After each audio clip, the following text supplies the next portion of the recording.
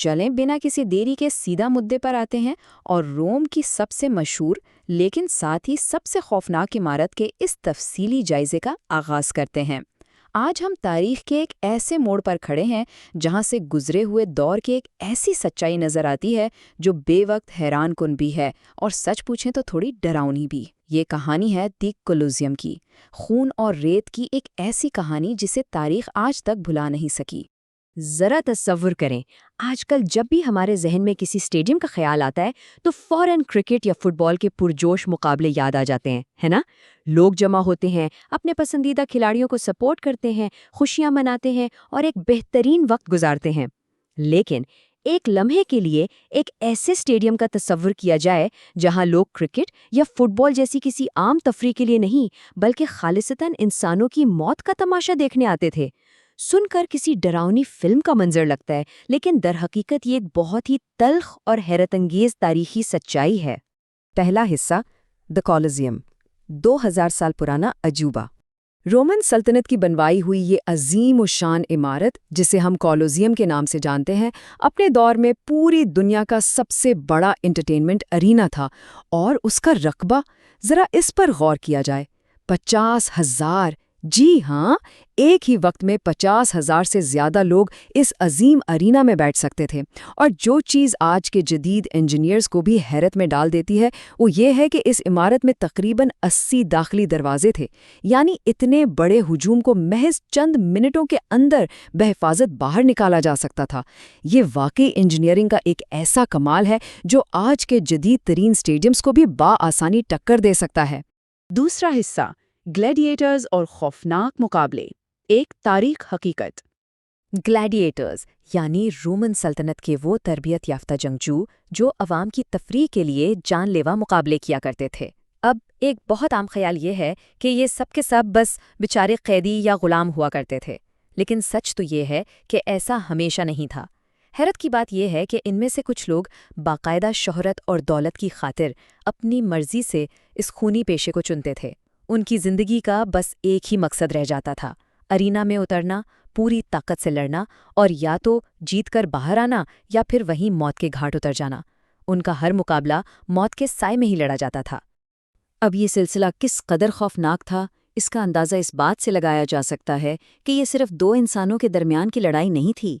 کبھی کبھی ان کے سامنے بھوکے شیر، طاقتور چیتے اور دوسرے بے حد خطرناک جنگلی جانور چھوڑ دیے جاتے تھے۔ یہ جان لیوا مقابلے دیکھنے والوں کی دھڑکنیں تیز کر دیتے تھے، اور اس خونی کھیل کا پیمانہ اتنا وسیع تھا۔ ذرا سوچئے کہ کولوسیوم کے صرف ابتدائی یعنی افتتاحی کھیلوں کے دوران ہی تقریباً 9,000 جانوروں کو موت کے گھاٹ اتار دیا گیا۔ اس بے تحاشا اور بے حس قتل عام نے اس دور میں شمالی افریقہ کے ماحولیاتی توازن کو مکمل طور پر بگاڑ کر رکھ دیا تھا، اور کئی جانوروں کی نسلیں محدومیت کے بالکل کنارے پہنچ گئی تھیں۔ ذرا اس ہولناک ماحول کا تصور تو کیا جائے، 50,000 لوگ مسلسل چیخ رہے ہیں، اور پھر اچانک پورے مجمع کی نظریں بادشاہ پر ٹک جاتی ہیں۔ بادشاہ کی صرف ایک انگلی کا اشارہ اور کسی کی زندگی یا موت کا فیصلہ ہو جاتا تھا۔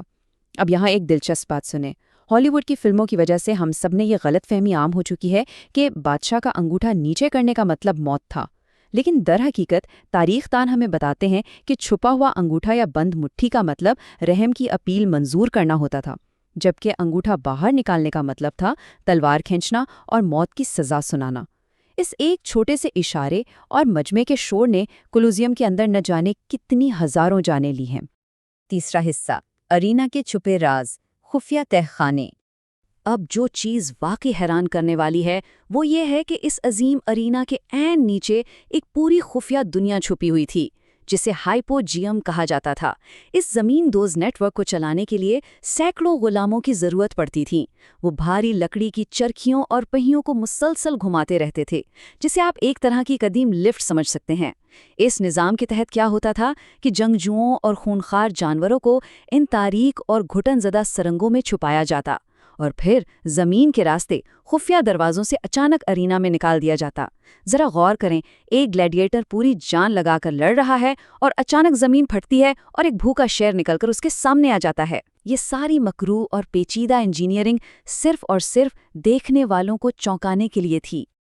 اچھا، ایک اور بات جو واقعی انسانی عقل کو دنگ کر دینے والی ہے، بات صرف جانوروں یا تلواروں تک محدود نہیں تھی۔ کبھی کبھی اس پورے کے پورے عظیم ارینا کو پانی سے بھر دیا جاتا تھا۔ جی ہاں، آپ نے بالکل صحیح سنا، مکمل طور پر پانی سے۔ لیکن سوال یہ ہے کہ یہ کیسے ممکن تھا؟ دراصل رومن انجینئرز نے پانی لانے کا ایک انتہائی جدید نظام یعنی ایکویڈکٹس بنائے ہوئے تھے، اور اس کے ساتھ نکاسی کا ایک ایسا تیز ترین نیٹ ورک موجود تھا جس کی مدد سے ارینا میں پانی بھرا اور پھر فوراً نکالا جا سکتا تھا۔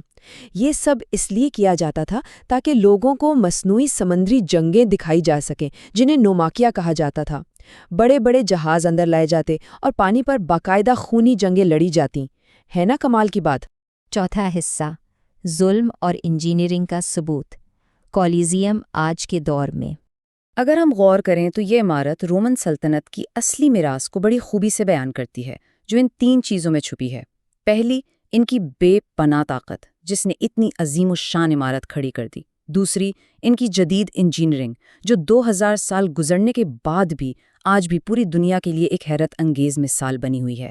اور تیسری، جو سب سے اہم اور یقیناً سب سے بھیانک ہے، ان کا انتہائی ظلم اور بے رحمی۔ آج کولوزیم کی یہ شکستہ دیواریں خاموشی سے انہی داستانوں کی گواہی دیتی ہیں جو بے گناہوں کے خون، ان کے پسینے اور ان کی بے بسی سے لکھی گئیں۔ یہ صاف ثابت کرتا ہے کہ طاقت اور فن کے بالکل عروج پر ہو کر بھی انسانیت کس قدر نیچے گر سکتی ہے۔ اس تفصیلی جائزے کو ختم کرتے ہوئے ایک آخری اور بہت گہرا سوال ذہن میں آتا ہے۔ ایک ایسی شاندار عمارت جو لاکھوں انسانوں اور جانوروں کی قتل گاہ بن گئی، اور وہ بھی صرف اس لیے تاکہ باقی لوگ کچھ دیر کے لیے وہاں بیٹھ کر تفریح حاصل کر سکیں۔ یہ تاریخ ہمیں اس بات پر غور کرنے پر مجبور ضرور کرتی ہے کہ آخر تفریح اور لطف اندوزی کے لیے انسان کتنا دور جا سکتا ہے۔ اسی سوچتے ہوئے اور چپتے ہوئے سوال کے ساتھ آج کے اس جائزے کو ہم یہیں ختم کرتے ہیں۔